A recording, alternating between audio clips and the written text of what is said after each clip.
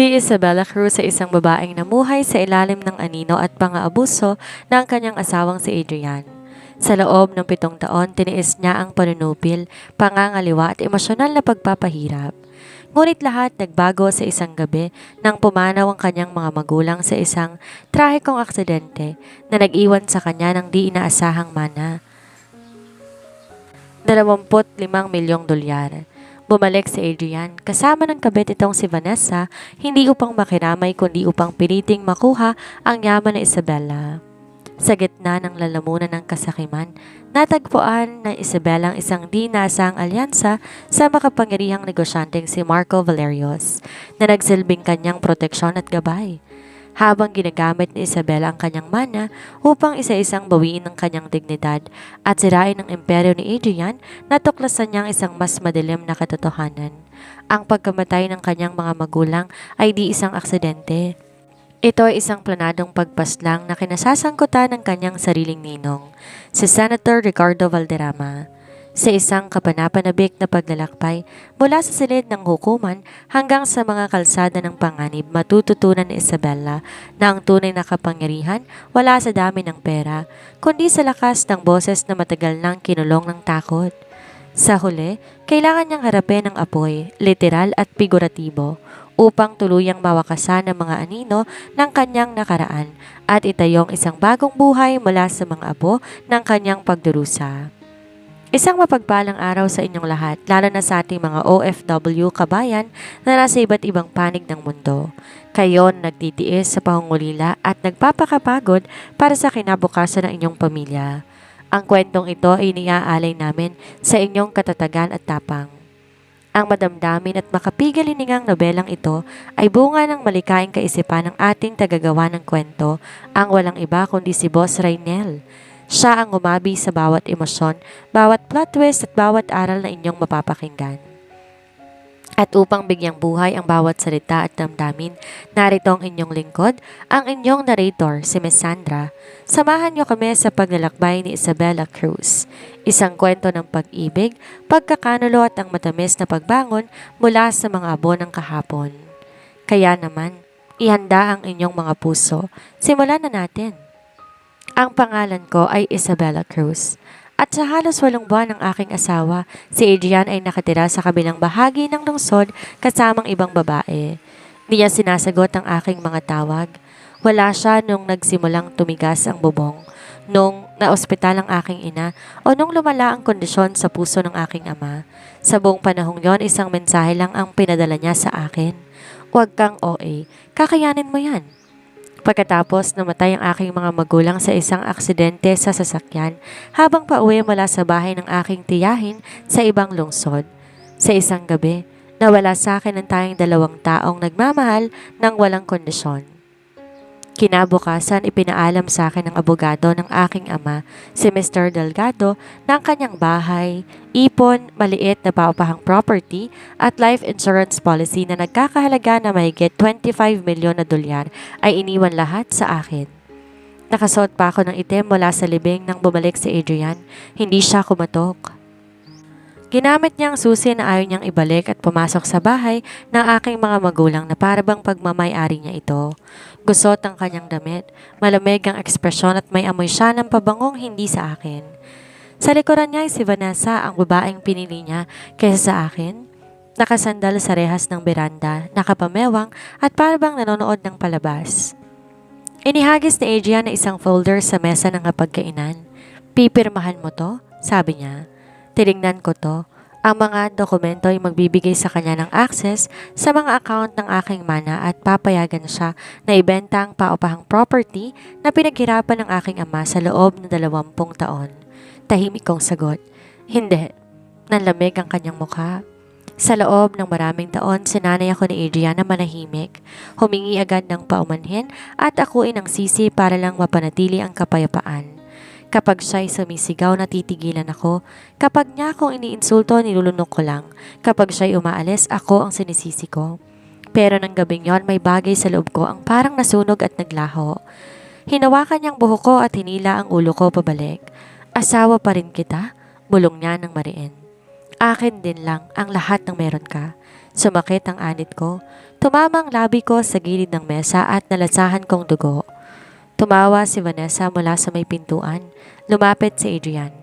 Pirmahan mo ang mga papeles, Isabella? Direkta ko siyang tiningnan at ngumiti kahit may dugo sa labi.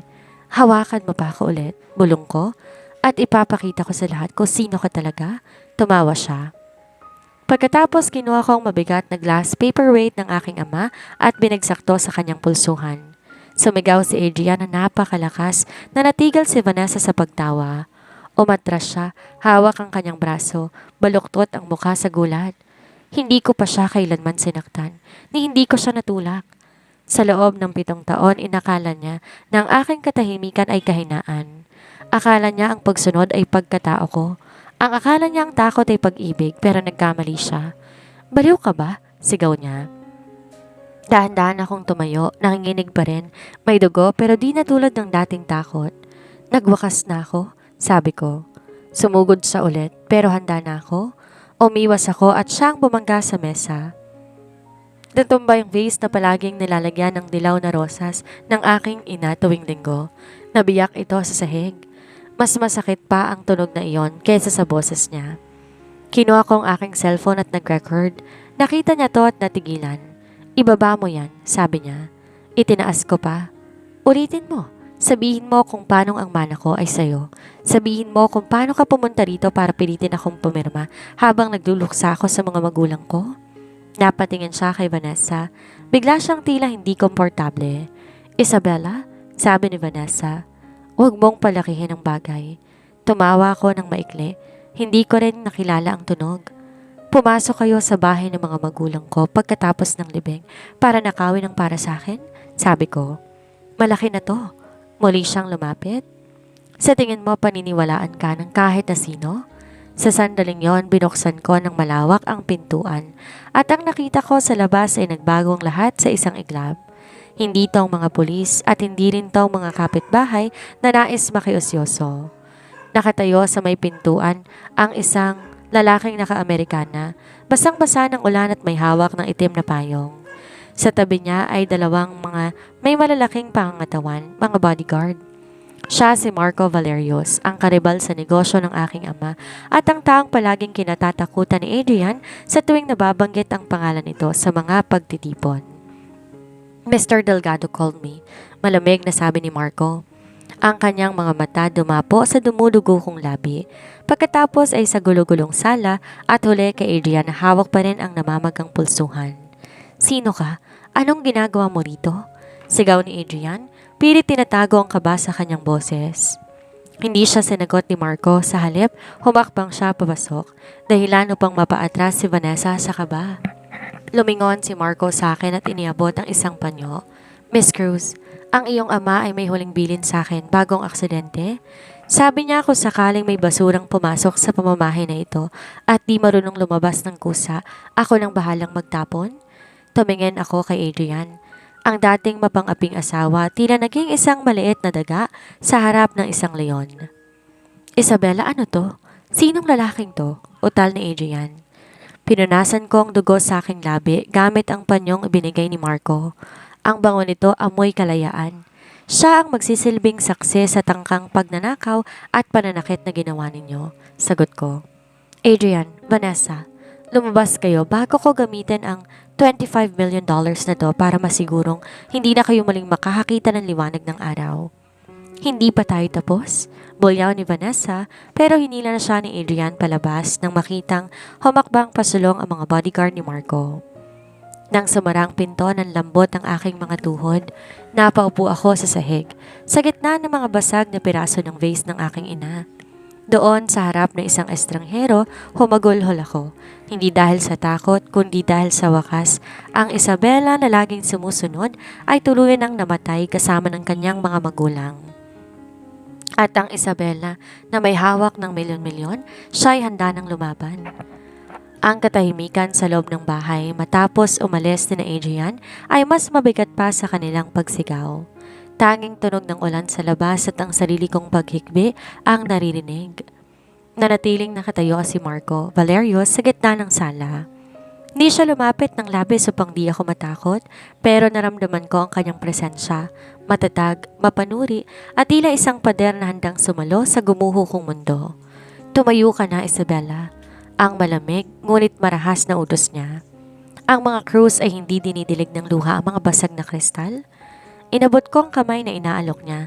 Magaspang ang kanyang palad pero mainit. Sa pagtayo ko, muli kong tinignan ang folder na iniwan ni Adrian sa mesa. Ang dokumentong sana'y kikitil sa aking kalayaan. Bakit ka naririto, Mr. Valerius? Tanong ko habang pinupunasan ang huling bakas ng luha. Sabi ni Mr. Delgado, negosyo lang ugnayan ninyo ni Papa? Higit pa ron, sagot niya habang ginagalang paningin sa paligid. Ang iyong ama ay nagligtas sa akin nung nagsisimula pa lang ako. May utang na loob ako sa kanya na di kayang bayaran ng kahit anong halaga ng insurance policy. Kinuha ni Marco ang folder sa mesa at binasa ang mga papeles. Isang mapait ng ngisi ang gumuhit sa kanyang labi. Access sa lahat ng accounts. Pagbebenta ng properties. Masyadong matakaw ang asawa mo. Hindi lang siya basta nangaliwa. Binalak niyang ubusan ka hanggang sa wala nang matira sa iyong pagkatao. Pinakita sa akin ni Marco ang isang maliit na recording device na dala ng kanyang mga bodyguard. Nakuha nitong lahat, ang pagpasok nila ng walang pahintulot, ang pananakit ni Adrian sa akin at ang pagbabanta nila ni Vanessa. Ito ang magiging alas mo, sabi ni Marco. Pero kailangan mong mag-ingat. Ang 25 milyong dolyar ay hindi lang pag-asa. Ito ay target sa iyong likuran. Sa sandaling malaman ng mundo ang yaman mo, hindi lang si Adrian ang magiging kalaban mo. Anong dapat kong gawin? Tanong ko. Ang dati kong takot na balita ng determinasyon. Magtago ka muna, mungkahi niya. Sa loob ng 3 araw, ililipat ni Mr. Delgado lahat ng pondo sa isang private trust na ako magsisilbing co-signatory para sa iyong seguridad. Hindi ito makukuha ni Adrian kahit asawa mo pa siya. Pero asawa ko pa rin siya sa batas, paalala ko. Hahatiin ng korte ang mana ko kung magdedemanda siya ng diborsyo. Tumingin sa akin si Marco. Ang kanyang mga mata tila nakakita ng mga bagay na di ko pa kayang sipatin. Kung gayon, huwag mong hayaang siya ang maunang magdemanda. Gawin nating miserable ang buhay niya hanggang siya mismong sumuko sa lahat, pati sa karapatan niya sa apelido mo. Nang gabing yon, hindi ako natulog sa bahay ng aking mga magulang. Dinala ko ni Marco sa isang ligtas na suite sa isa sa kanyang mga hotel. Bago ko magpahinga, kinuha ko ang aking cellphone. Nakita kong sunod-sunod na mensahe mula kay Adrian. Mula sa pagiging agresibo, naging mapagpakumbaba ang kanyang tono. Isabella, pasensya na kanina. Nabigla lang ako. Nag-aalala lang ako sa kinabukasan mo. Mag-usap tayo na maayos bukas. Mahal pa rin kita. Nalasahan kong muli ang dugo sa aking labi. Naalala ko ang 7 taon ng panunupil. Ang mga gabing umiiyak ako habang siya nasa piling ni Vanessa at ang paraan ng paghila niya sa aking buhok kanina. Nag-type ako ng maikling sagot. Huwag kang OA, Adrian. Kakayanin mo yan. Yon ang eksaktong mga salitang pinadala niya sa akin noong humihingi ako ng saklolo. Pinatay ko ang cellphone at humiga sa malambot na kama. Bukod sa 20 milyong dolyar, meron na akong bagong yaman, ang kawalan ng awa. Ang umaga sa suite ni Marco ay sinalubong ako ng isang tanawin na di ko nakita sa loob ng 7 taon. Ang sarili ko sa salamin na hindi nanginginig. Bagaman may pasang aking labi at namumulang aking init, may apoy sa aking mga mata na noon ko lang natuklasan. Dumating si Mr. Delgado, ang abogado ng aking ama, kasama si Marco. Naglatag sila ng mga dokumento sa malawak na mesa ng suite. Isabella, panimula ni Mr. Delgado. Ang 25 milyong dolyar ay hindi lang cash. Kasama ritong 40% share sa Lumina Logistics, ang kumpanyang kinalaban ni Adrian noong nakaraang taon, at ang paupang property na gustong ibenta ng asawa mo.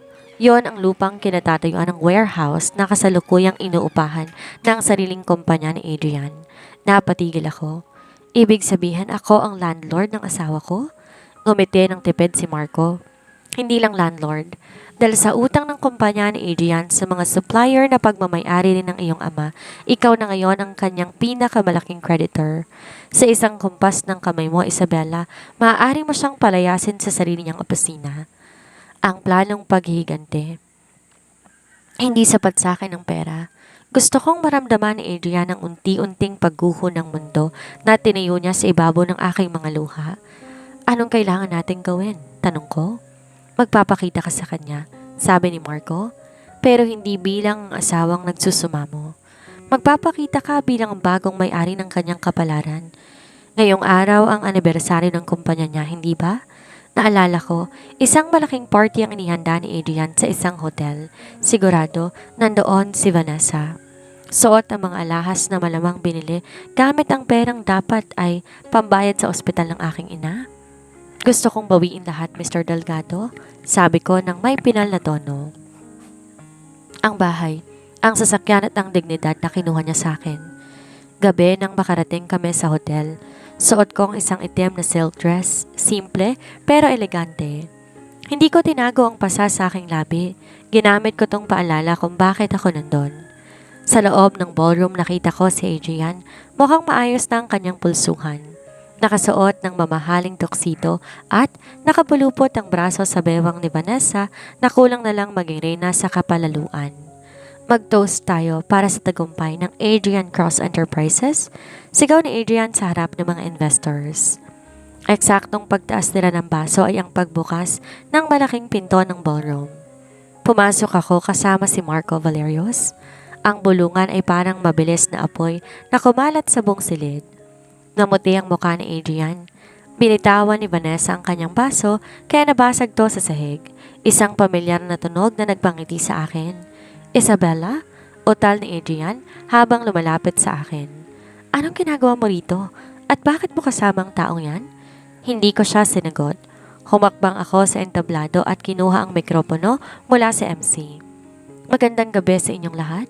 Panimula ko, ang boses ko ay matatag at malinaw. Narito ako para sa isang mahalagang anunsyo. Bilang bagong tagapagmana ng Cruz Estates at ang may-ari ng lupang kinatatayuan ng kumpanyang ito, nais kong ipaalam sa inyo na ang lease contract ng Adrian Cross Enterprises ay tinatapos ko na, epektibo ngayong gabi. Nabalot ng kaguluhan ng silid. Sumugod si Adrian sa akin, galit na galit. Wala kang karapatan. Asawa kita, sigaw niya. Iniharap ko sa kanya ang aking cellphone. Pinakita ko sa kanya ang video kagabi, ang pananakit niya sa akin, ang pagbabanta niya at ang pagtawa ni Vanessa. Ang video ay nakaproject na ngayon sa malaking screen sa likuran ko. Kitang-kita ng lahat ang kanyang investors at kaibigan. Asawa mo ko, Adrian. Bulong ko sa mikropono para marinig ng lahat. At dahil asawa mo ko, alam ko rin lahat ng utang mo. Bukas na bukas asahan mong sabina para sa annulment at ang foreclosure ng lahat ng ari-arian mo. Lumapit si Vanessa. Susugurin sana ako pero hinarangan siya ng mga bodyguard ni Marco. Isang hakbang pa, Vanessa, banta ko. At sisiguraduhin kong ang pabangong suot mo ang huling mamahaling bagay na madidikit sa balat mo.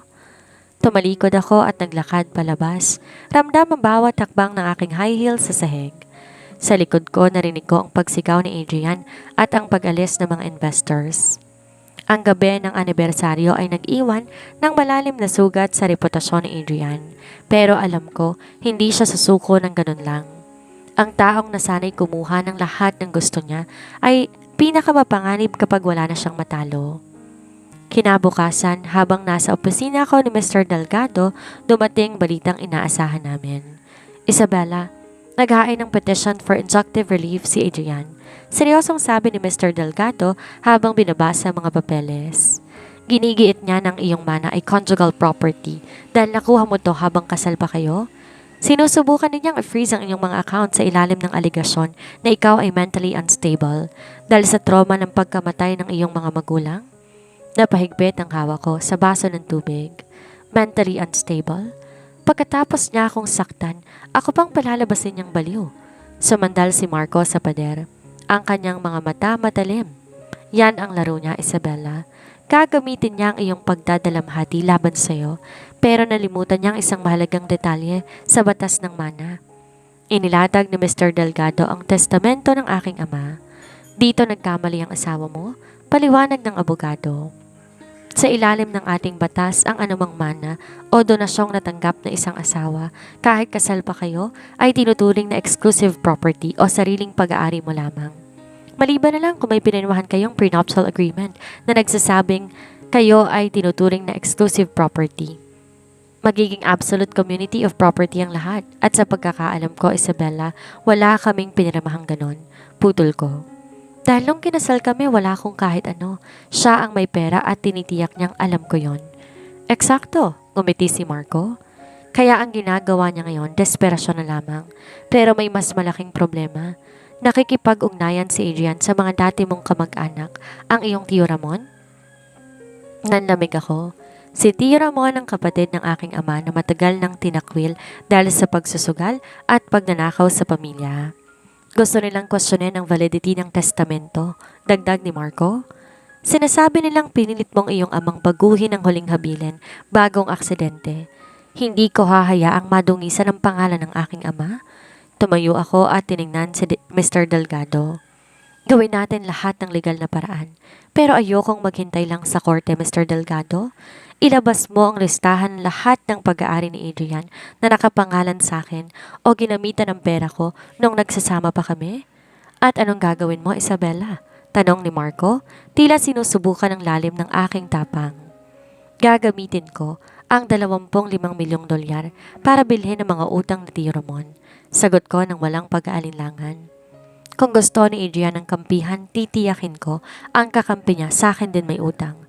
Gusto niyang maglaro ng marumi, tuturuan ko siyang lumangoy sa putik. Pagkatapos ng ilang araw, nagkita kami sa unang hearing. Dumating si Adrian kasama si Vanessa na mukhang haggard na at di na kasing kinang ng dati. Pagkakita sa akin ay sumubok si Adrian lumapit. Isabella, honey, pag-isipan mo to. Masisira ang pamilya natin. Pwede nating simulan muli. Itatapon ko si Vanessa basta't bawiin mo lang ang mga kaso. Bulong niya, sapat lang para marinig ko. Tiningnan ko siya mula ulo hanggang paa. Masisira ang pamilya natin? Adrian, namatay ang pamilya ko nung gabing di ka sumugot sa tawag ko habang nasa ospital sila. At tungkol kay Vanessa, huwag kang mag-alala. Magsasama pa rin kayo sa hirap at sa utang. Sa loob ng courtroom bago magsimula ang West, pumasok si Tio Ramon. Ngumiti si Adrian. Akala niya nandun to para sa kanya. Pero diretsyong lumapit si Ramon sa akin at yumuko. Narito ang mga ebidensyang hinihingi mo, Isabella. Ang mga record ng palihim na pakikipag-usap ni Adrian sa akin para dayain ang iyong ama. Sabi ni Ramon sa harap ng lahat. Namutla si Adrian. Hindi niya alam na binayaran ko ang lahat ng utang ni Ramon kapalit ng kanyang katapatan at ng mga text messages na magpapatunay ng sabuatan nila. Order in the court, sigaw ng judge. Lumingon ako kay Marco na nakaupo sa gallery. Tumango siya. Ang laban para sa mana ay nagsisimula pa lang, pero ang laban para sa aking kaluluwa ay napanalunan ko na. Ang pagkapanalo namin sa unang hearing, nagbigay sa akin ng panandaliang hininga, ngunit alam kong hindi pa tapos ang laban. Habang pabalik kami sa opisina ni Marco, isang envelope ang inabot sa akin ni Mr. Delgado. Isabella, ito ang mga file na nakuha ng aming investigator mula sa lumang laptop ni Adrian na naiwan mo sa bahay, sabi ni Mr. Delgado. Sa tingin ko, kailangan mo itong makita bago tayo magpatuloy sa annulment. Nang buksan ko ang file, nanlamig ang aking buong pagkatao. Hindi lang pala pangangaliwa at pera ang kasalanan ni Adrian sa aking kawalan ng kakayahan. Lagi akong sinasabihan ni Adrian na wala akong utak sa negosyo at pambahay lang ako. Ngunit sa mga dokumentong nasa harap ko, nakita kong katotohanan. Si Adrian mismong nagsabotahe ng aking kumpanya. Siya ang palihim na nagutos sa mga supplier na itigil ang pagpapadala ng tela. Siya ang kumuha ng pondo mula sa aking business account at inilipat to sa kanyang sariling kumpanya para magmukhang nalulugi ako. Ginawa niya yon para mawalan ako ng tiwala sa sarili at maging dedepende sa kanya habang buhay. Hindi lang niya ako ninakawan ng pera, Marco. Bulong ko habang nanginginig ang aking mga kamay. Ninakaw niya ang mga pangarap ko. Pinagmukha niya akong tanga sa loob ng maraming taon para lang makontrol niya ako. Lumapit si Marco, hinawakan ang aking balikat. Ang kanyang presensya ay tila isang angkla sa gitna ng bagyo. Ngayon alam mo na kung anong klase ng halimaw ang kinalaban mo. Huwag kang magalit, Isabella. Gamitin mo ang galit na yan para maging matalino. Ang pagbisita ni Vanessa. Kinahapunan habang naglalakad ako palabas na isang cafe, hinarang ako ni Vanessa. Wala ng kanyang kislap. Ang kanyang mamahaling bag ay tila luma na at ang kanyang mukha puno ng stress. Isabella, kailangan natin mag-usap. Sabi niya, ang boses ay desperado. Wala tayong dapat pag-usapan. Sagot ko nang di tumitigil. Tungkol to kay Adrian, sigaw niya na naging sanhi ng paglingon ng mga tao. Niloloko ka niya, pero niloloko rin niya ako. Akala ko ba mayaman siya? Ngayon inahabol na kami ng mga debt collectors. Kinukuha mga kondo ko, ang sasakyan ko. Lahat ng binigay niya sa akin, utang pala. Tumigil ako at tinignan siya ng diretsyo. At anong gusto mong gawin ko? Maawa sa'yo? Ikaw ang pumili sa kanya, Vanessa. Nung naghihirap ako habang may sakit ng mga magulang ko, tinawanan mo lang ako sa pinto ng bahay namin. May alam ako, bulong ni Vanessa habang lumuluha. May mga dokumento si Adrian tungkol sa aksidente ng mga magulang mo. May mga bagay na hindi tinugma sa police report. Tumigil ang tibok ng puso ko. Anong sinabi mo? Ibibigay ko sa'yo lahat ng alam ko. Basta bigyan mo ako ng sapat na pera para makalayo sa kanya. Natatakot ako sa kanya, Isabella. Kapag wala na siyang makuha sa'yo, baka kung ano nang gawin niya sa akin? Bumalik ako kay Marco at Mr. Delgado. Bit-bit ang impormasyong nakuha ko kay Vanessa. Kung may kinalaman si Adrian sa aksidente ng aking mga magulang para mapabilis ang pagkuha sa mana, hindi na lang to usaping pera. Ito ay usaping buhay at kamatayan. Kung totoo ang sinasabi ni Vanessa, ani Marco, ang boses ay naging seryoso at mapanganib. Hindi lang natin siya kukunin sa korte ng pamilya, ipakukulong natin siya habang buhay. Tiningnan ko ang 25 milyong dolyar sa aking bank statement. Nung una akala ko pasanin to, ngayon alam ko na kung para saan to. Ito ang gagamitin kong pambayad para sa hustisya ng aking ama at ina. Marco, sabi ko, handa na akong gawin ang sunod na hakbang. Gusto kong makipagkita kay Adrian. Mag-isa? Delikado yan, pagtutol ni Marco. Hindi, sagot ko ng may ngiting mapait. Sa pagkakataong to, ako nang may hawak ng tali at sisiguraduhin ko, sasakalin niyang sarili niya gamit to. Di ako nakinig sa babala ni Marco. May mga katanungang tanging si Adrian lang ang makakasagot at may mga multo na tanging ako lang makapagpapalayas. Nakipagkita ako sa kanya sa lumang warehouse na pagmamayari ng aking ama, ang lugar na pilit niyang kinakamkam. Madilim ang paligid at amoy alikabok, isang refleksyon ng aming pagsasama. Pagpasok ko, nakita ko si Adrian nakatayo sa gitna, hawak ang isang baso ng alak. Wala nang tuxedo, mukha na siyang desperadong tao na nakasandal sa pader. Isabella, tawag niya, ang boses ay paos. Akala ko hindi ka na darating. Nandito ako para sa katotohanan, Adrian, diretsong sabi ko. Anong alam mo tungkol sa aksidente ng mga magulang ko? Tumawa siya ng mabait. Katotohanan? Ang katotohanan, minalas sila. Pero aminin natin, Isabella, ang pagkamatay nila ang nagligtas sa atin mula sa paghihirap. Kung di sila namatay, nasan tayo ngayon? Namamalimos ka pa rin sa akin para sa pambayad ng kuryente? Ang pag-amin sa dilim. Humakbang ako papalapit, pilit na tinatago ang panginginig ng aking mga kamay. Sinabotahe mo ang sasakyan nila, hindi ba? Alam mong pauwi sila ng gabing yon. Nanatili ang kanyang mga matang maliit. Wala kang ebidensya. Isang hamak na aksidente yon sa madulas na kalsada. Pero kung sakali mang may kaunting tulong mula sa isang mekaniko na kailangan ng pera, sinong makakaalam? Nanigas ang buong katawan ko. Ang kumpirmasyong nakuha ko sa kanyang mga mata ay sapat na. Ngunit bago pa ako makapagsalita, biglang lumitaw si Vanessa mula sa likod ng mga crates. Isabella, huwag kang maniniwala sa kanya. Pinagbabantaan niya ako, sinasabi niya na ako ang ituturo niya sakaling mabuksan ang kaso. Manahimik ka, Vanessa. Isabella, huwag kang maniniwala sa kanya. Pinagbabantaan niya ako.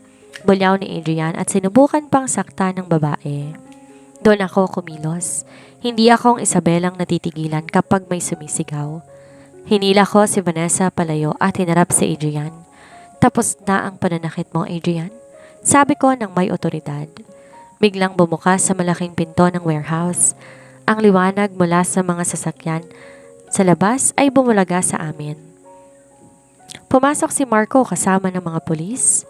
Isabella, sabi ko sa'yo, delikado. Pumasok sila na lumalapit sa akin. Nakuha ko ng kailangan ko, Marco. Sagot ko habang tinataas ang aking suot na brooch. Hindi lang to basta alahas, isa tong high-end recording device na binigay ni Mr. Delgado bago ko umalis. Lahat ng sinabi ni Adrian tungkol sa mekaniko at sa kaunting tulong ay nakarecord. Namatla si Adrian na makita ang mga pulis. Sinubukan niyang tumakbo pero mabilis siyang hinarang ng mga tauhan ni Marco. Adrian Cross, sinasama ka namin para sa investigasyon kaugnay ng pagkamatay ni na Mr. at Mrs. Cruz para sa kasong attempted extortion, sabi ng opisyal. Habang pinapaspasan ng posa si Adrian, lumingon siya sa akin. Ang muka puno ng puot. Akala mo ba tapos na to? Akin ang perang yan. Akin ang lahat.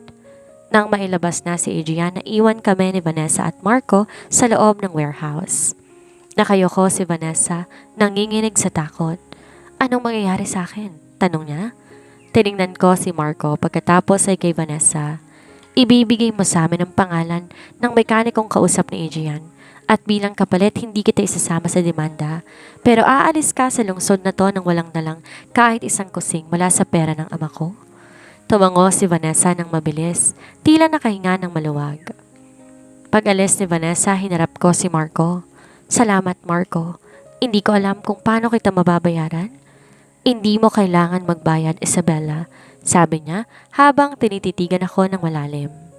Ang makitang tumatayo ka para sa sarili mo ay sapat ng kabayaran para sa pagkakaibigan namin ng ama mo. Pero tandaan mo, marami pang galamay si Adrian. Hinawakan ko ang pendant na suot ko. Ang 25 milyong dolyar ay hindi na lang proteksyon. Ngayon, ito na ang aking sandata. Ang pagkakaaresto kay Adrian ay unang hakbang pa lamang. Alam ko ang sistema. Sa tulong ng mga koneksyon at magagaling na abogado, maaari siyang makalabas sa piyansa sa loob ng ilang araw. Hindi sapat na nakakulong siya. Kailangan kong sirain ang pundasyon na kinatatayuan niya para wala na siyang babalikan kapag lumabas siya. Gusto niyang pag-usapan ng pag-ibig? Sabi ko kay Marco habang pinagmamasdan namin ang listahan ng mga tauhan sa Adrian Cross Enterprises.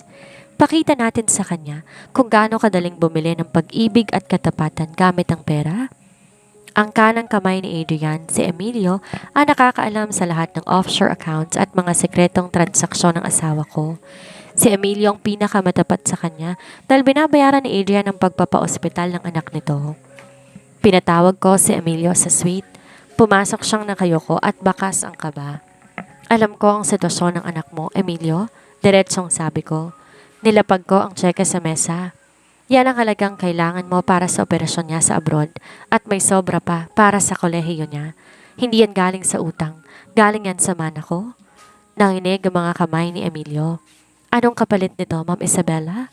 Lahat ng password, lahat ng dokumento ng tax evasion ni Adrian at ang listahan ng mga taong binabayaran niya sa loob ng munisipyo? Sagot ko. Huwag kang mag-alala kay Adrian. Oras ibigay mo to, wala na siyang kapangyarihang saktan ka. Hindi nag-atubili si Emilio. Sa loob ng isang oras, nasa 6 na ang lahat ng digital na ebidensya na magpapadapa sa kumpanya ni Adrian sa loob lang ng isang gabi. Gaya ng inaasahan, nakalabas si Adrian makalipas ang 3 araw matapos magbayad ng malaking piyansa na kinuha niya mula sa isang emergency fund na hindi ko alam. Ang unang pinuntahan niya ang kanyang opisina, suot ang pagyayabang na akala mo nanalo siya. Ngunit sinalubong siya ng katahimikan. Nasa ng lahat? Sigaw niya sa bakanteng lobby. Emilio, nasa ng mga files? Lumabas ako mula sa kanyang sariling opisina, nakaupo sa kanyang silya habang si Marco nakatayo sa likuran ko. Wala na sila, Adrian. Sabi ko na may malamig ng ngiti. Binili ko na ang kanilang mga kontrata. At ang kumpanyang ito, hindi na to Adrian Cross Enterprises.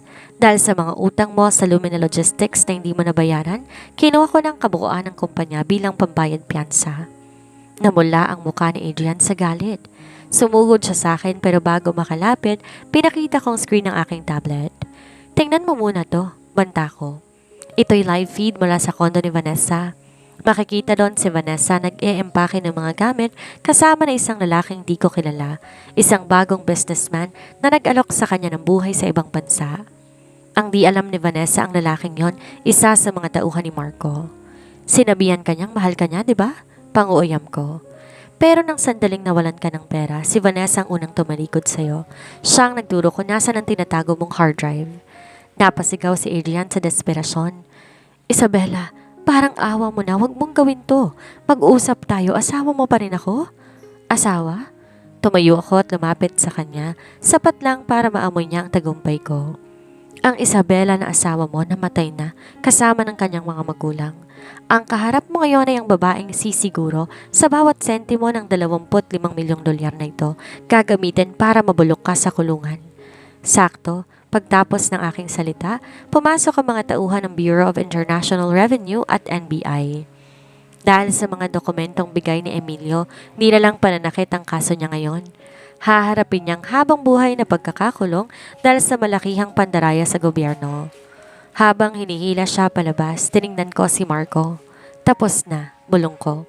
Ngunit lumingon si Marco sa akin ng may seryosong mukha. Isabella, may nahanap si Emilio sa hard drive. Isang pangalang di natin nalaasahan. Ang iyong ama? Hindi siya basta namatay. May katransaksyon si Adrian na mas malaki pa sa kanya? Ang tagumpay laban kay Adrian ay naging matabang nang marinig kong babala ni Marco. Habang nakaposas na inilalabas si Adrian, hindi nagalit ang nakikita ko sa kanyang mga mata, kundi isang nakakatakot na ngisi. Isang ngisi na nagsasabing hindi siyang tunay na kalaban. Sinong tinutukoy ni Emilio, Marco? Tanong ko habang nasa loob kami ng sasakyan. Nanginginig ang aking mga kamay, hindi dahil sa takot kay Adrian, kundi sa takot sa katotohanan na baka may mas malalim pa sa sugat na ito. Inabot ni Marco ang isang tablet.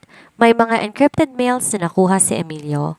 Noong nakaraang taon, bago pa lumala ang sakit ng puso ng iyong ama, may nakikipag-usap na sa kanya tungkol sa pagbili ng Lumina Logistics. Tumanggi ang iyong ama dahil alam niya gagamitin lang ang kumpanya para sa money laundering. Sinong taong yon? Senator Ricardo Valderrama, sagot ni Marco, ang ninong ninyo sa kasal. Ang traidor sa likod ng altar. Halos mawalan ako ng hininga. Si Ninong Ricardo. Siya ang matalik na kaibigan ng aking ama mula pa nung kabataan nila. Siya ang humawak sa kamay ko nung nanginginig ako bago maglakad sa aisle 7 taon nang nakakaraan. Si Adrian ay bata-bata lang ni Valderrama. Patuloy ni Marco. Ginamit ni Valderrama si Adrian para pasukin ang pamilya ninyo. Ang utang ni Adrian kay Valderrama yon. At ang aksidente nangyari yon nung gabing balak ng ama mo na ibunyag ang iligal na aktibidad ng senador sa media. Bigla, nagdugtong-lugtong lahat. Kaya pala hindi takot si Adrian. Kaya pala ganun siya kadesperado sa mana. Kailangan niyang bayaran ng utang sa senador bago siyang isunod na patahimikin. Hindi natin to pwedeng dalhin sa pulis, Isabella, ani Marco. Ang mga pulis sa lungsod na ito nasa bulsa ni Valderrama. Kailangan natin gamitin ang huling bagay na hindi nila makokontrol, ang opinyon ng publiko. Ginamit ko ang 5 milyong dolyar mula sa aking mana para kumuha ng pinakamagaling na digital PR team at i-investigate journalists. Noong gabing yon, hindi ako natulog. Inihanda namin ang pagguho ng maskara, isang live stream na sabay-sabay na ipapalabas sa lahat ng social media platforms. Eksakto, 8:00 ng gabi, humarap ako sa kamera. Suot ang puting damit, ang kulay ng pagdadalamhati at katotohanan. Ang pangalan ko Isabella Cruz, panimula ko. Sa loob ng maraming taon na nahimik ako, pinanood ang pagpanaw ng aking mga magulang sa isang aksidente. Pero ngayong gabi ilalantad ko ang mukha ng mga taong pumatay sa kanila. Ang sabog ng katotohanan. Pinakita ko sa buong mundo ang mga ebidensyang nakuha namin. Ang mga email ni Senator Valderrama kay Adrian, ang bank transfers na nagpapatunay ng suhol sa mekanikong sumabotahe sa preno ng sasakyan ng aking mga magulang, at ang video ni Adrian na nananakit sa akin na nagpapatunay ng kanyang tunay na karakter bilang galamay ng senador. Ninong Ricardo, sabi ko habang nakatingin ng diretso sa lens. Alam kong nanonood ka. Akala mo ang 25 milyong dolyar na ito pambayad sa katahimikan ko? Nagkakamali ka. Gagamitin ko bawat sentimo nito para siguraduhin guguho ang imperyong itinayo mo sa dugo ng aking pamilya. Ang ganti ng senador. Hindi pa natatapos ang livestream nang makarinig kami ng malakas na pagsabog sa labas ng gusali ni Marco. Ang mga bintana ay nayanig. Isabella, dapa! Sigaw ni Marco habang inihila ko sa ilalim ng lamesa. Narinig namin ang tunog ng mga armadong lalaki na umaakit sa hagdan. Hindi na ito legal na labanan. Ito ay digmaan. Mukhang mabilis mag-react ang ninong mo, bulong ni Marco habang kinakasang kanyang sariling barel. Pero may nakalimutan siya. Ano? Tanong ko habang mabilis sinesave ang backup ng livestream sa cloud. Nakalimutan niyang sa larong ito hindi lang tayong may pera. Meron din tayong katotohanan na hindi niya na mabubura. Gaano man karami ang bala niya? Tumingin ako sa monitor. Ang livestream meron ng 2 milyong viewers at kumakalat na sa buong mundo. Ang maskara tuluyan ng naglaho. Wala na silang mapagtataguan. Ang usok mula sa pagsabog sa lobby pumasok sa loob ng opisina ni Marco. Ang amoy ng pulbura at sunog na goma humahalo sa lamig ng aircon. Di ko akalaing sa isang iglap ang laban para sa mana magiging isang eksena ng digmaan. Isabella, makinig ka sa akin, sabi ni Marco. Ang boses niya'y kalmado pero puno ng otoridad habang hinihila ko patungo sa isang lihim na pinto sa likod ng kanyang bookshelf. Ang mga taong yan ay hindi darating para makipag-usap. Utos ni Valderrama na burahin tayo bago mag-umaga. Pero ang livestream, sapat na yon para mag-alab ang bayan. Pero kailangan nating manatiling buhay para tumistigo sa korte, putol niya. Dumaan kami sa isang makitid na service elevator na diretsong bumubukas sa basement parking. Pagbukas ng pinto, bumalaga sa amin ang 2 armadong lalaki. Bago pa sila makapunta sa kanilang posisyon, mabilis na kumilos sa mga bodyguard ni Marco. Sakay, utos ni Marco sa akin. Isang itim na armored SUV ang naghihintay. Habang mabilis pinapatakbo ang sasakyan palabas ng basement, narinig kong sunod-sunod na putok ng barel na tumatama sa bintana ng sasakyan. Kumalabog ang puso ko. 7 taon akong nanahimik sa loob ng bahay, natatakot sa sigaw ni Adrian at ngayon narito ko sa gitna ng mga bala. Bakit mo to ginagawa, Marco? Tanong ko habang nakayuko sa upuan. Maaari kang lumayo. Di mo na kailangan itayapang buhay mo para sa mana ko. Sabi ko sa'yo, Isabella, sagot niya habang matamang nakatingin sa side mirror. Hindi lang tutungkol sa pera. Ang ama mo ang nagligtas sa akin nang wala pa akong kahit ano. Ngayon, ako naman ang magliligtas sa kaisa-isa niyang alaala. Ang desperasyon ni Adrian. Hindi lang pala mga tauhan ng senador ang humahabol sa amin. Isang pamilyar na puting sasakyan ang biglang sumulpot sa aming gilid at pilit kaming binabangga. Si Adrian, sigaw ko na makita kong kanyang mukha sa kabilang bintana. Mukhang nakatakas siya mula sa kustodiya ng mga pulis sa gitna ng kaguluhan o baka pinalaya siya ni Valderrama para gawin ang maruming trabaho. Ang kanyang mga matay nanlilisik, wala ng gwapong asawa, tanging isang baliw na lalaki na lang ang natira. Isabella, ibigay mo na sa akin ang access codes, sigaw niya, bagamat di ko marinig ay nababasa ko ang kanyang mga labi. Gusto niya ang huling 10 milyong dolyar na nasa private vault, sabi ni Marco. Yon ang tanging paraan niya para makatakas ng bansa. Narating namin ang mahabang tulay na nagdudugtong sa 2 distrito. Doon, hinarangan kami ng 2 pang sasakyan ng mga tauhan ni Valderrama. Napilitang huminto ang aming SUV. Napaligiran kami. Bumaba si Adrian mula sa kanyang sasakyan, hawak ang isang barel. Lumapit siya sa aming bintana at kinatok ang salamin gamit ang dulo ng barel. Bumaba ka rito, Isabella. Ibigay mo sa akin ang pera at hayaan kitang mabuhay, bulyaw niya. Tumingin ako kay Marco. May plano siya. Nakikita ko sa kanyang mga mata. Dahan-dahan niyang kinuha ang kanyang tablet at iniabot sa akin. Isabella, pindutin mo ang transfer button, bulong niya. Kanino? Kay Adrian? Hindi. Sa Anti-Corruption Task Force ng National Police. Yan ang 10 milyong dolyar na tinitago ni Adrian. Ang perang yan may digital tracker. Sa sandaling malipat yan sa ilalim ng pangalan ni Valderrama bilang donasyon, ang system ng International Bank maglalabas ng red alert para sa money laundering. Huminga ako ng malalim at pinindot ang button. Eksaktong pagpindot ko, biglang nangingay lahat ng cellphone sa paligid. Ang mga tauhan ni Valderrama, pati na si Adrian, ay nakatanggap ng alert. Hindi lang pera ang naililipad, pati na rin ang lahat ng ebidensya ng kanilang sabotan sa bawat news outlet sa bansa. Sa malayo, narinig namin ang mga sirena ng chopper at mga patrol cars. Di na ito ang mga pulis ni Valderrama, ito na ang mga pwersa mula sa gobyerno na di na kayang kontrolin ng senador dahil sa galit ng publiko. Tapos na, Adrian? Sabi ko, habang binababa ang bintana ng sasakyan, sapat lang para makita niyang mukha ko. Wala ng pera, wala ng senador at wala ka ng asawa? Binitawan ni Adrian ang kanyang baril at napaluhod sa gitna ng tulay. Ang ulan nagsimulang pumatak, tila hinuhugasan ng dugo at dumi ng gabing yon. Ngunit bago kami tuluyang makahinga, may isang itim na helicopter ang lumipad sa itaas namin. Isang boses ang umalingaw-ngaw mula sa megaphone. Isabella Cruz, hindi mo pa alam ang lahat. Ang 25 milyong dolyar simula pa lang. Ang tunay na kayamanan nasa ilalim ng bahay ng iyong ama. Ang mga salitang narinig ko mula sa helicopter nag-iwan ng malamig na kilabot sa aking katawan. Habang dinadakip ng mga otoridad si Adrian at ang mga tauhan ni Valderrama sa tulay, nanatiling nakatingala si Marco sa papalayong chopper. Valderrama? Bulong ni Marco. Tumakas siya. Pero bakit niya sasabihin sa'yo tungkol sa bahay? Isa ba tong bitag? Kailangan natin bumalik sa bahay ni na Papa, sabi ko ng may determinasyon. Doon nagsimula ang lahat at doon din to dapat matapos. Pagbabalik sa pinagmulan, narating namin ang lumang bahay ng aking mga magulang bago magmadaling araw. Ang mga police line ay nakapalibot pa rin, ngunit bilang nag-iisang tagapagmana, pinayagan ako ni Mr. Delgado na pumasok kasama si Marco. Tahimik ang bahay, amoy kandila at mga tuyong bulaklak mula sa libing. Pumunta kami sa silong, ang basement kung saan laging nagtatrabaho ang aking ama sa kanyang mga lumang relo at kagamitan. Sabi ni Valderrama, ang tunay na kayamanan nasa ilalim ng bahay. Sabi ko habang tinitingnan ang bawat sulok.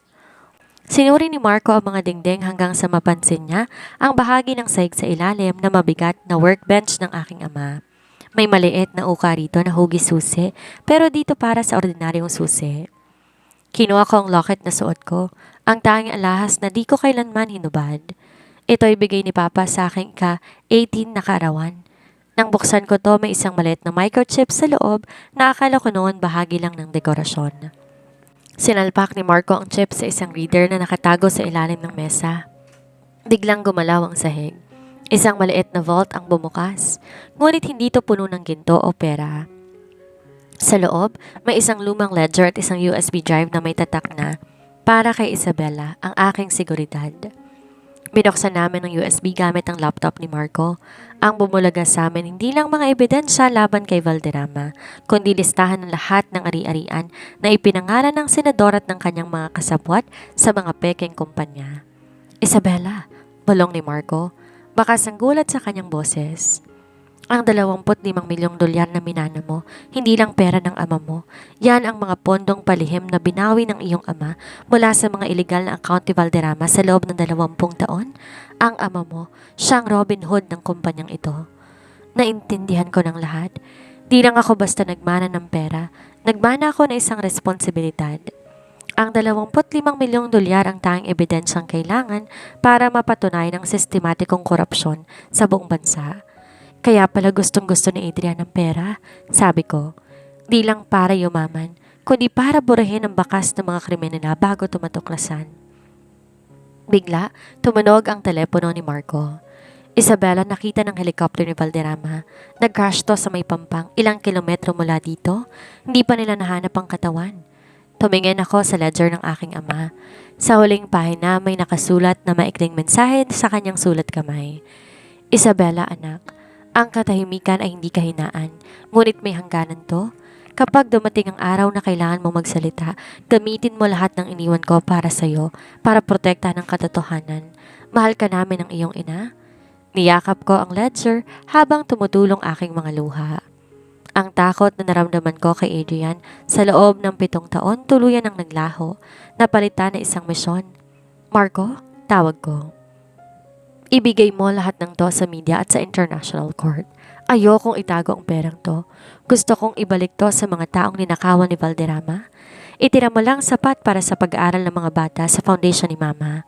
Ngumiti si Marco, isang ngiting puno ng paghanga. Handa ka na ba sa huling kabanata? Handa na ako, sagot ko. Dahil sa wakas, hindi na akong biktima sa kwentong ito. Ngunit sa labas ng bintana, sa ilalim ng madilim na puno ng mangga, isang aninong nakatitig sa bahay. Isang aninong may hawak na lighter at dahan-dahan sinisindihan ng isang metsa. Ang amoy ng gasolinang unti-unting humahalo sa halumigmig na madaling araw ang unang nagbigay babala sa aking mga pandama. Habang nakatitig kami ni Marco sa screen ng laptop, isang maliit na kislap ng apoy ang gumuhit sa labas ng bintana. "Marco, may tao sa labas!" sigaw ko. Di nakasagot si Marco dahil isang malakas na pagsabog ang yumanig sa kusina. Ang apoy ay mabilis gumapang sa mga lumang kahoy ng bahay ng aking mga magulang.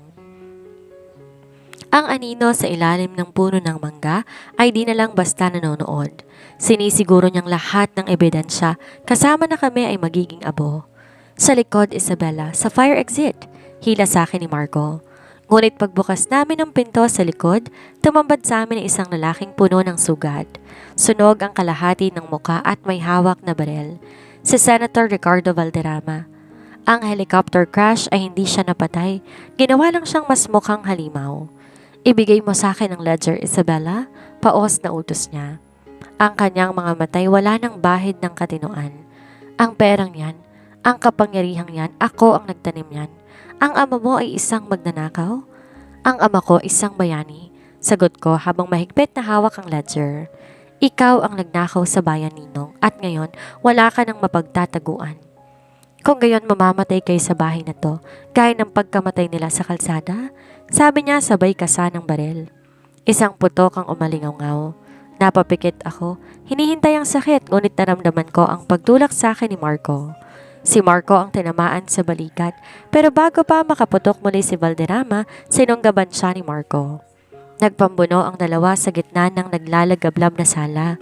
Ang mga alala ng aking pagkabata, ang piano ni Mama, ang mesa ni Papa unti-unti kinain ng apoy.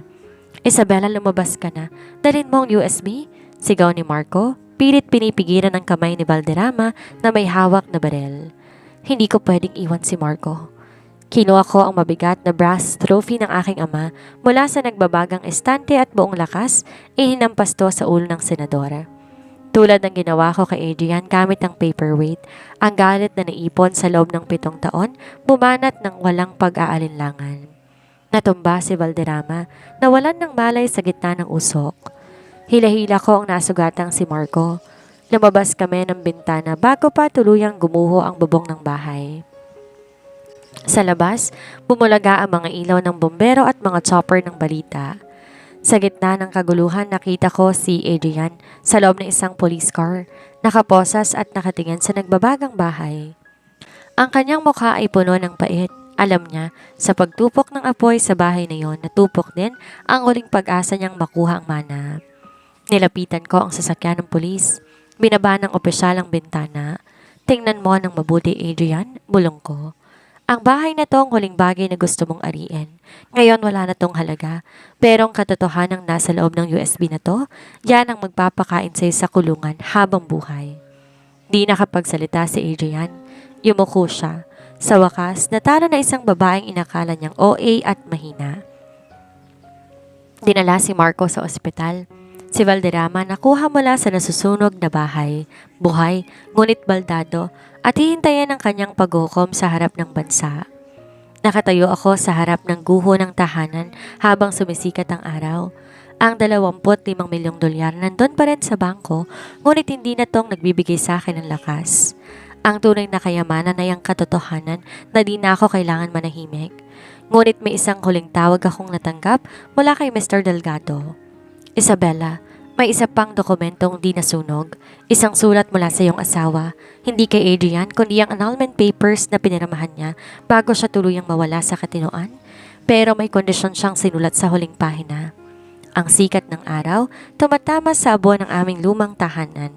Habang hawak ko ang telepono, narinig ko ang buntong hininga ni Mr. Delgado. "Ano ang kondisyong sinulat ni Adrian?" tanong ko. Ang boses ay walang bakas ng galit. Tanging pagod na lang na nais matapos ang lahat. "Sinulat niya?" panimula ni Mr. Delgado. "Napipirmahan niya ang annulment at di na kailanman guguluhin ang iyong buhay sa isang kondisyon. Bisitahin mo siya sa huling pagkakataon sa kulungan. Gusto niyang humingi ng tawad o baka may huli siyang hiling." Pagkalipas na 1 linggo, natagpuan ko ang sarili sa loob ng visitation room ng City Jail. Sa likod na makapal na salamin, nakaupo ang isang lalaking hindi ko na makilala. Si Adrian ay payat, maputla, at wala nang dating mapagmataas na tindig. Isabella, bulong niya sa intercom. Salamat at pumunta ka.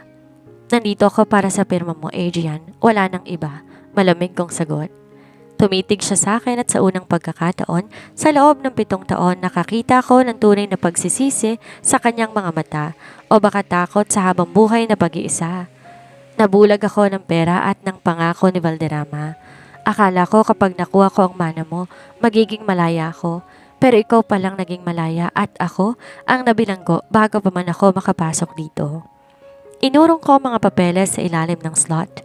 Kinuha niya ang panulat at nang nanginginig ang kamay, pinanamahan ang kanyang kalayaan mula sa akin at ang aking kalayaan mula sa kanya. Isabella, tawag niya bago ko tumayo. Mahal mo ba talaga ako nun? Tumingin ako sa kanya, direct at walang alinlangan. Mahal ko ang taong akala ko'y ikaw, pero ang taong yon hindi kailanman nag-exist, kaya ang sagot ko hindi. Ang minahal ko'y isang anino. Tumalikod ako at di na lumingon muli. Ang paggamit sa mana. Sa labas ng bilangguan, naghihintay si Marco. Naka-arms length pa rin mula ng sugat ng barel pero nakangiti siya. Ano nang plano natin sa 25 milyong dolyar? Tanong niya habang binubuksan ako ng pinto ng sasakyan. Hindi ko na yon mana lang, Marco. Sagot ko. Yon ay magiging Cruz Valerius Foundation. Ginamit kong malaking bahagi ng pera para sa mga sumusunod. Isabella's Haven, isang shelter at legal center para sa mga kababaihang biktima ng domestic abuse at financial manipulation. The Scholars of Lumina, isang scholarship program para sa mga anak ng empleyadong nawalan ng trabaho dahil sa katiwalian ni Valderrama. The Heritage Fund, isang proyekto para muling itayo ang mga pampublikong paaralan sa aming lalawigan na ninakawan ng pondo ng senador. Lumipas ang 6 na buwan. Nakatayo ako sa isang bagong balkonahe, hindi na sa bahay ng aking mga magulang, kundi sa isang maliit at payapang apartment na tinatanaw ang dagat. Ang aking labi wala ng pasa at ang aking buhok hindi na hinihila ng takot. May kumatok sa pinto, si Marco. May dalang isang palumpon ng mga dilaw na rosas, ang paborito ng aking ina. Handa ka na ba para sa inaugurasyon ng shelter? Tanong niya. Handa na, ngiti ko. Sa loob ng 8 buwan, iniwan ako ng aking asawa para sa ibang babae. Nawala ang aking mga magulang at naging biktima ng isang malaking sabwatan. Pero sa gitna ng abo at dugo natagpuan kong aking sarili. Ang 25 milyong dolyar ay nagbigay sa akin ng pagkakataon, pero ang sarili kong tapang ang nagbigay sa akin ng buhay. Tumingin ako sa langit, sa mga ulap na unti-unting nahahawi para sa bagong umaga. Pa, ma, nakikita niyo ba? Hindi na ako OA. Kinaya ko. 1 taon nang lumipas mula nang matupok ng apoy ang lumang bahay sa San Jose. Ngunit sa lugar na yon hindi abo ang makikita, kundi hardin ng mga dilaw na rosas. Sa gitna ng hardin nakatayong isang modernong community library at counseling center na ipinangalan sa aking mga magulang. Ngayong araw ang unang anibersaryo ng Cruz Valerius Foundation. Ma'am Isabella, handa na pong lahat sa loob. Bungad sa akin ni Emilio. Oo, si Emilio. Matapos niyang tumistigo laban kay Adrian, binigyan ko siya ng pagkakataong magsimulang muli bilang Chief of Security ng Foundation. Ang kanyang anak magaling na at kasalukuyan nag-aaral sa ilalim ng scholarship na itinatag ko. Salamat, Emilio. Susunod na ako? Ngiti ko. Bago ko pumasok sa bulwagan, isang babaeng lumapit sa akin. Nakasuot siya ng simpleng damit, malayo sa marangyang ayos niya noon. Si Vanessa. Napatigil ako. Di ko siya nakita mula nang lisanin niyang lungsod, bit-bit ang babala ko. Isabella? Mahinang tawag niya. Di ako narito para humingi ng pera. Nandito ako para ibalik to. Inabot niya ang isang maliit na kahon. Sa loob ay ang singsing na bigay sa kanya ni Adrian, isang singsing na bili gamit ang ipon ng aking ama. Nalaman kong tungkol sa foundation mo para sa mga biktima ng pang-aabuso, patuloy ni Vanessa. Ang kanyang mga matay puno ng katotohanan. Nagtatrabaho na ako ngayon sa isang maliit na dalyera sa probinsya. Hindi malaki ang kinikita pero sa unang pagkakataon, nakakatulog ako ng mahimbing. Ibenta mo ang singsing na yan. Gamitin mo para sa mga babaeng tulad ko na nabulag ng maling pag-ibig. Tiningnan ko siya ng malalim. Ang galit na dati parang lason sa puso ko, wala na. Salamat, Vanessa. Malayo nang narating mo.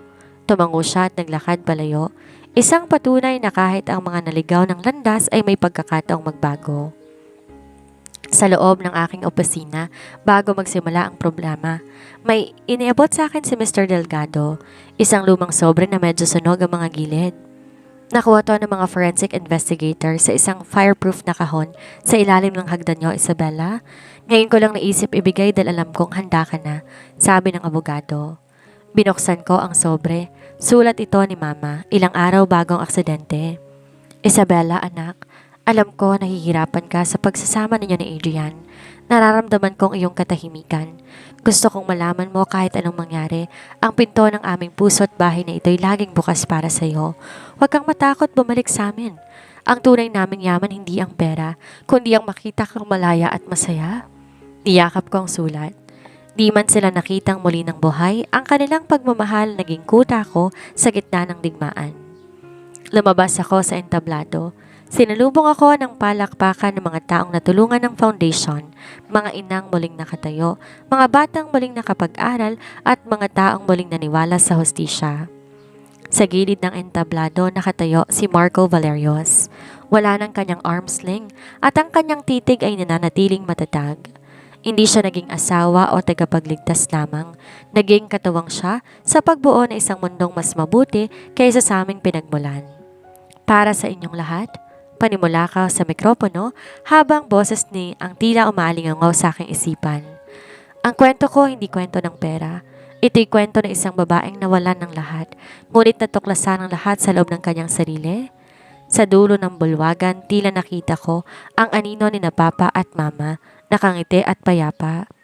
Ang 25 milyong dolyar ay naglaho na sa mga proyekto o tulong, ngunit ang pamanang iniwan nila, ang lakas ng loob at dangal ay mananatiling buhay habang buhay. At dito na po nagtatapos ang kwento ni Isabella Cruz, isang paglalakbay na nagpatunay na ang tunay na yaman ay hindi nasusukat sa ginto o pilak, kundi sa katapangan nating tumayo muli matapos ang bawat pagkabagsak. Sa ating mga OFW kabayan, saan man kayo naroon sa gitna ng desyerto, sa lamig ng ibang bansa o sa gitna ng dagat, naway magsilbing inspirasyon sa inyo ang kwentong ito. Kagaya ni Isabella, baunin ninyo ang legal ng inyong mga dangal at ang pag-asa na balang araw, ang inyong mga sakripisyo ay magbubunga ng isang mas maliwanag na bukas. Isang malaking pasasalamat sa ating tagagawa ng kwento, Boss Rainiel, sa pagbabahagi ng isang obrang puno ng aral at damdamin, at sa inyong matyagang nakinig at sumubaybay, maraming salamat sa inyong oras ng pagtangkilik. Hanggang sa sunod na kabanata ng buhay at mga kwentong kapupulutan ng lakas, ito ang inyong narrator, Miss Sandra, na nagpapaalala sa inyo, huwag matakot sa dilim, dahil doon lamang natin makikita ang ningning ng mga bituin. Maraming salamat kabayan. Hanggang sa muli, paalam.